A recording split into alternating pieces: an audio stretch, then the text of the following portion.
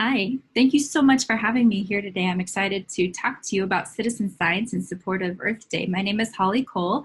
My contact information is there on the slide, and I'm happy to chat with any of you anytime you have ideas or questions or whatever. Next slide. So I manage the Globe Observer program. Globe Observer is part of GLOBE. It's the citizen science access to the GLOBE program. GLOBE stands for Globe Learning and Observations to Benefit the Environment, and it's an international science and education program that provides students and the public an opportunity to go outside and observe the environment around them, and then support and provide meaningful observations that support science, support Earth system science and the global environment. GLOBE is set up as an education program primarily. It has a lot of really great resources. If you are working with teachers and in the class to educate events yourself, there's a lot of wonderful teaching resources within GLOBE and opportunities for you to be part of this international community and be trainers for teachers. So I'm going to be talking about the citizen science aspect of GLOBE, where anybody can participate in GLOBE by downloading an app called Globe Observer. And within that app, there are 4 different things you can do to observe the environment around you and contribute to Earth science. Each of those 4 things support NASA Earth science in some way, and I'll talk about how they support science a little bit more. That map in the middle shows you the countries that participate in GLOBE, so it truly is an international program. It's mediated through the State Department, and we have to have an agreement with each country that participates because we're collecting their environmental data that some countries view as very proprietary. Okay, next. So Globe Observer is pretty simple to use. To participate in Globe Observer, all you have to do is download the app, register with an active email address, complete the in-app training for each tool. So everything you need to know to do any one protocol or use any one tool is in the app itself, and then start making observations. The app can be used offline once you download and register, but you will need cell or Wi-Fi connection to send the data. We just recommend a Wi-Fi connection because you don't want to use up all your cellular data sending us all those pictures. We have 4 protocols. You can observe clouds, mosquito habitats, land cover, or trees, and I'll talk about each one of them next. So with clouds, what we want to know is, what does your sky look like from the ground when a NASA satellite is overhead? So you see that orange button there that says check satellite flyovers. You would click on that and find out when a satellite's going to be in your area. You can set a notification so your phone buzzes and you get a little note that it's time to go outside and take an observation, or you don't have to do that. So we ask you, when you go take an observation, to go look up at the sky, look all around, tell us if there are clouds or no clouds, or if your view is obscured, if there's wildfire smoke in the sky, for example, and you really can't tell clearly what the cloud cover situation is. And then you tell us what percentage of the sky is covered in clouds. If it's less than 50%, we ask you to tell us what color the sky is and what the visibility is. And sky color and visibility tell us about aerosols or pollution in the atmosphere. Not necessarily pollution, but small particles in the atmosphere. Then you select your cloud types, including contrails, what kind of clouds do you have in the sky, and we have a nice chart that shows you, so you don't have to guess, you can figure out what kind it is. And then you tell us how much light is going through the clouds, and then what are the surface conditions on the ground? Is there water on the ground? Are there leaves on the trees? And that helps us then understand what we're looking at from the satellite looking down while you're looking up.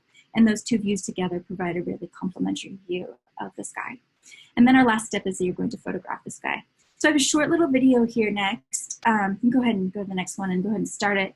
The video provides an overview of what it's like to take a cloud observation. And I'll just talk you through it. This video is available to you to use in your programming. So you go select the cloud icon. There's a little bit of information here. There's additional training that's not shown in the video. So your first time out, you would take some training. You get the location and your time automatically set based on your cell phone settings. So your first step is, what does your sky look like? Clouds, clear, obscured. How cloudy is it? It's just those radio buttons.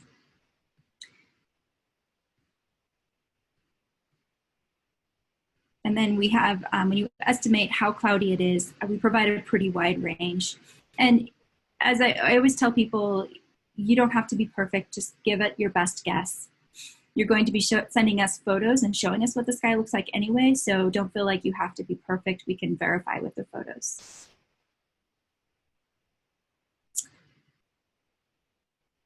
So again, sky color is up, looking up, and visibility is looking out across the atmosphere. And in both cases, we're looking at what color the sky is. And now we're identifying cloud types based on their shape and how high they are in the atmosphere, and then how much light is coming through those clouds.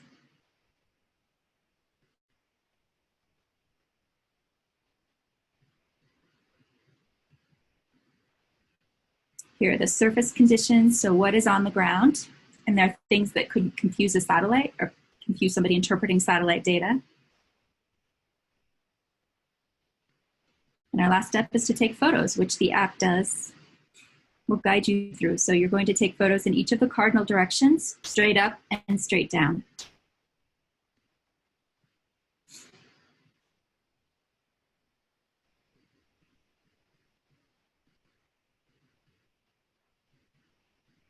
And you can choose to save the observations and send them in later, or to send them immediately if you want to go to someplace where you have a Wi-Fi connection. Okay, you can go ahead and go forward now. That video, by the way, is, there's a URL there, which will be included in the resources, so you know if you want to access it, it's available to you, and you can download the whole video from that place.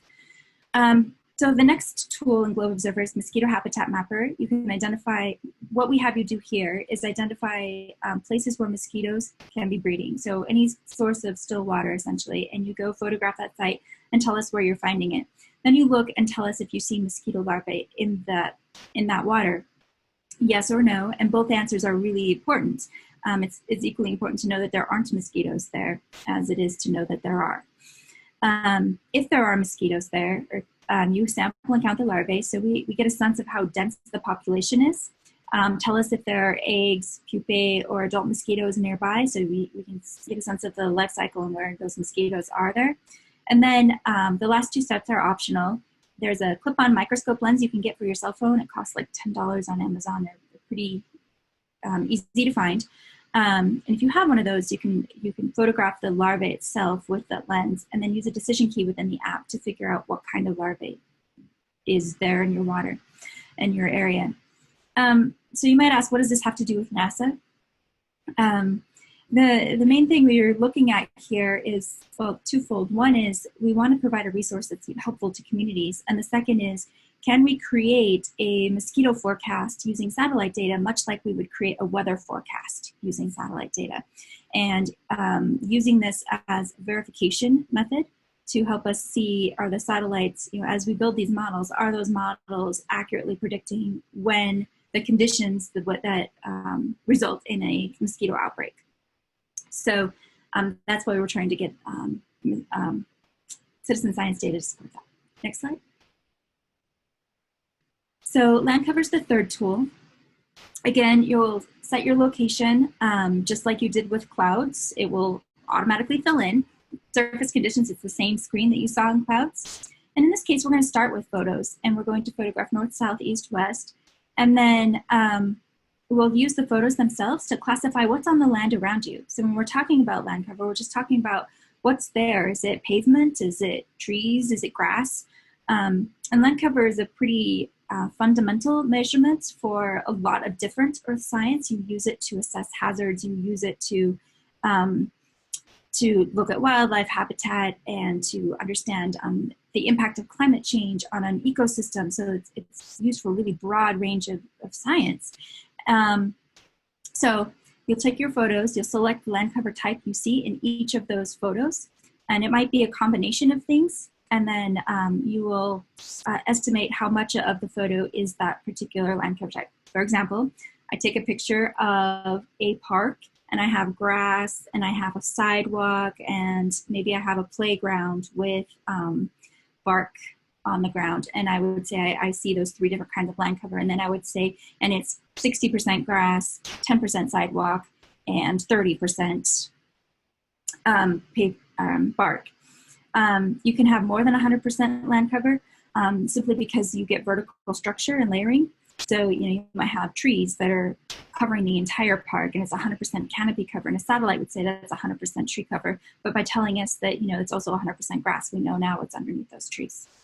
So you do that for each of your photos. The app will calculate the overall land cover type for your location. And then at the last step, there's a place, I realize it's just below the end of the screen here, but it says My Map.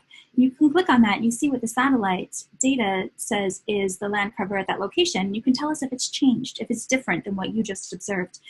And that helps us to know, first of all, if something has changed or if you're seeing something at a higher resolution than the satellite sees. And that helps us improve the satellite-based land cover mapping.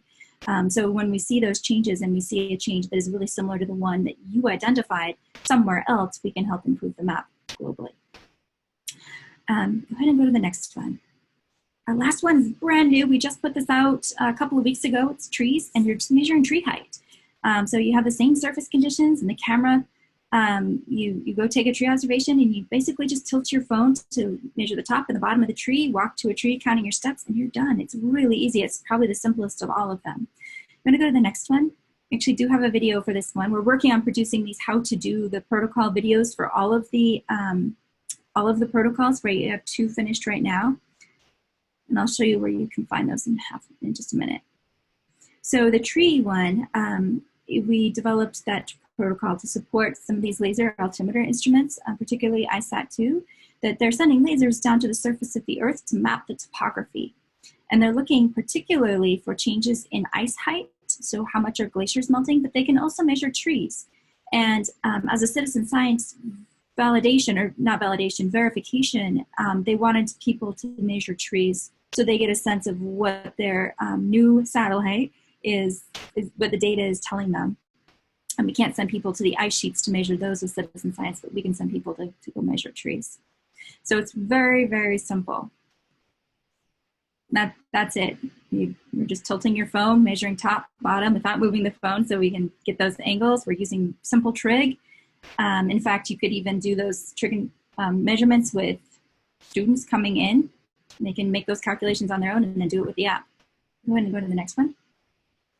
So I wanted to tell you we have some toolkits for informal educators. We have hands-on tabletop activities, classroom type activities. We have books and videos and presentations material, printable material, promotional material. So if you want to make a poster or something based on some of the stuff we have.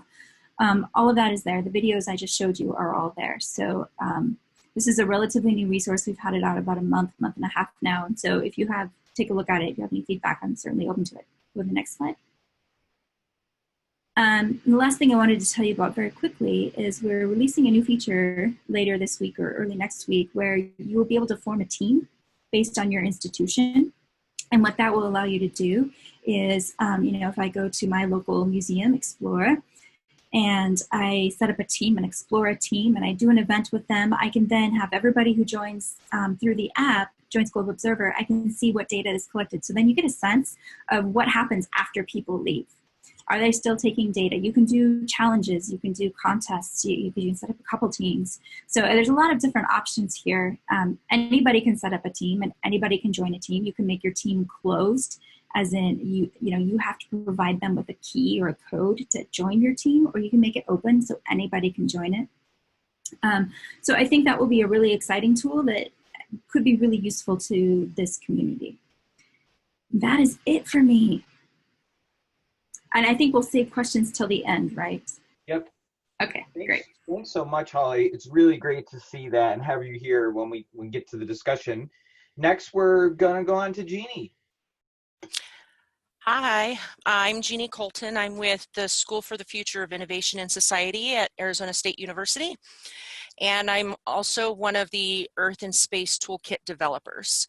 So I'm just going to take a few minutes to highlight some of the Earth and Space Toolkit activities that work really nicely for Earth Day, and also that connect really well with the Globe app that Holly just shared.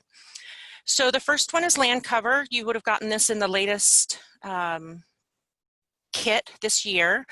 And the main points on this is looking at the movement of water over landscape and that it's a constant force of change, and that different types of land cover interact with water moving over the landscape in different ways. So it's a very simple activity comparing how water affects a landscape with or without vegetation.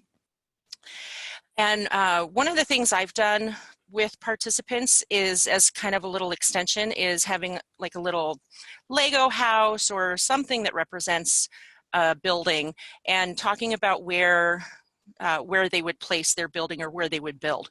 So that's a nice, fun extension. Some of the other extensions in the toolkit comes with a worksheet that you can do. It's the Map Your Backyard. So that's a nice mapping exercise that you can send home with your participants. And one of the other nice things that I like to do when I do this activity is I found some nice images online just by doing a Google search on local runoff and watersheds of our area here in Phoenix. And so that makes a nice local connection for the participants when you're talking about land cover and landslides and how that affects your community. So that's land cover. If you can go to the next activity.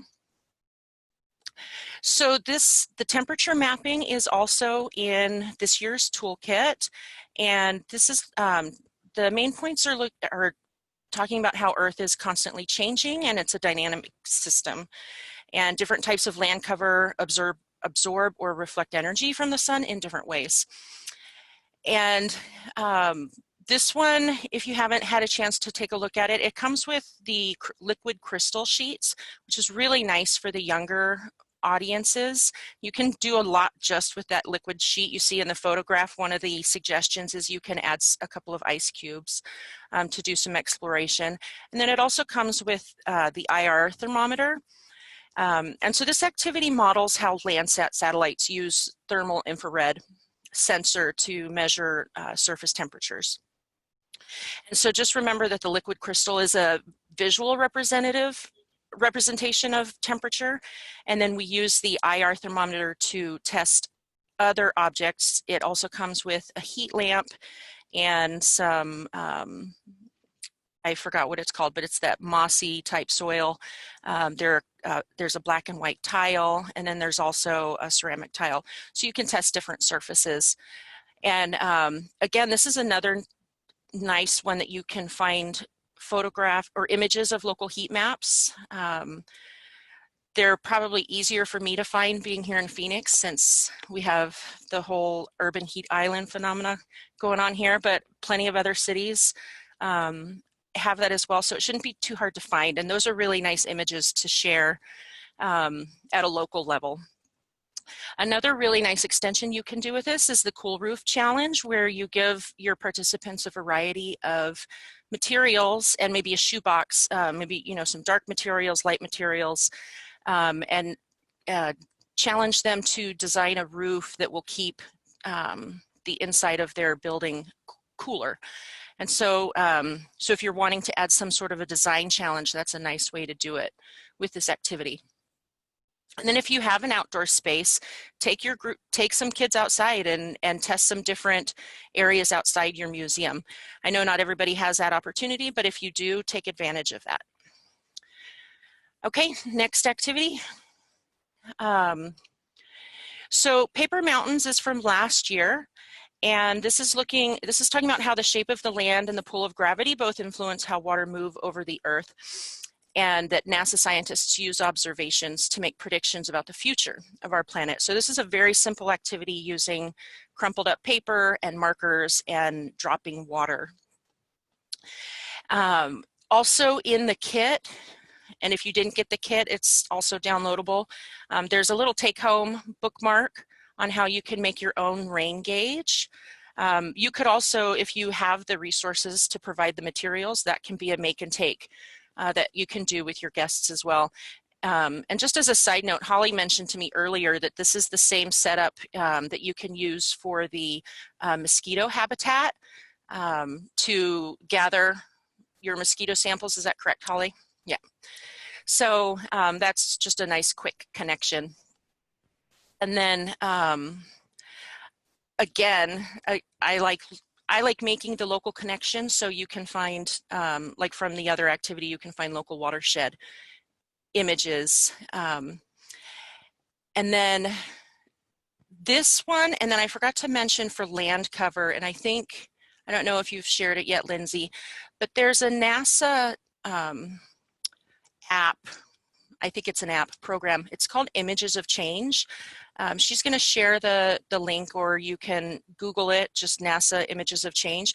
It's a really nice imagery of before and after, and you use your mouse to slide from left to right. And what's really neat, especially right now, is there are several very recent photographs on there with the recent flooding in Nebraska. Just less than a month ago, they've put up some new photographs that you can look at what has happened with all of the flooding that has happened over the past couple of months. So that's really interesting, especially if you're in that area, to make those local connections. And then all of these activities connect really well with the Globe app that Holly shared. So that's another way to encourage extending experiences, you know, whether they go home and do the citizen science projects on the Globe app at home, or if you do it with them at your institution. Do I have one more, or is that it? One more. So we have Investigating Clouds. That's from the 2017 kit.